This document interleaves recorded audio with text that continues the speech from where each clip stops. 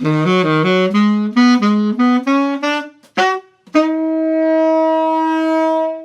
everyone, I'm Dr. Carlson. I'd like to offer some feedback on an article review. I always want to start with the prompt and the rubric. And so the article review asks us to take a look at an essay, to read it and to write about it.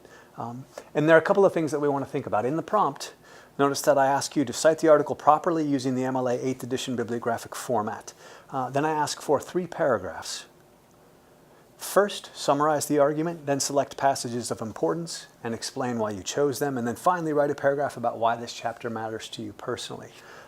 This is key because what we're trying to do here is to get to know a thing, not to read it and to escape into the universe and forget about the world for a while, but rather to read something and come to know it and ultimately be able to use it.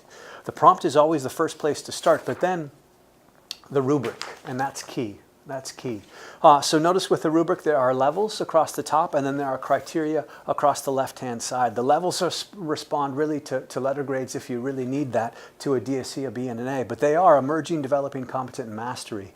These are skills that we want to gauge in for life, so ultimately move towards mastery. The criteria for this assignment include content, voice, tone, bibliographic record, grammar, mechanics, and format. Format, that's a syllabus thing. Go to the syllabus, find out how that heading should look and what your font should be and what size and all of that stuff. Make sure it's correct and then do it for all of your assignments so that you do it correctly from the very beginning. Grammar mechanics, ultimately we want a paper that offers no errors and is a pleasure to read. Smooth without disruption. That's the kind of stuff that I'm looking for there. Bibliographic record asks you to cite the source MLA 8th edition. There's a difference there in 7th, which is oftentimes still, I think, included on Purdue's OWL. MLA Style Center is a good place to go for that.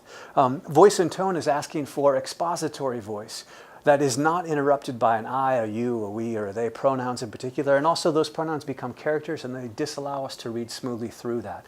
So voice and tone, can I sound persuasive and informational and not be a part of the story that gets in the way? Finally, content here, I'm asking for you to give me that author's main idea, maybe a quote with that. That's that first paragraph or section. Some passages of importance that might be analyzed or interpreted a little bit. That's that second paragraph or section. And then a third paragraph on why it matters to you. I ask you to think about that because ideally the more connected you are to the material, the more you'll do, the better you'll do. And that's an attempt really for you to get at it. It doesn't have anything to do with me. Again, prompt and rubric, article review, that's where you start and that's how you can best do them. We'll be coming back to these skills and these things a little bit later. Mahalo.